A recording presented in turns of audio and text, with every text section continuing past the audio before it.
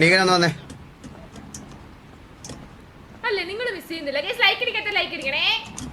4 goal complete ആയേ. Hello vortex. പോടാ ഇവൻ. നീകൻ എടാ നീക നീക ഡേയ് അല്ലേടാ മുരളി നീ വാ മുരളി. നീക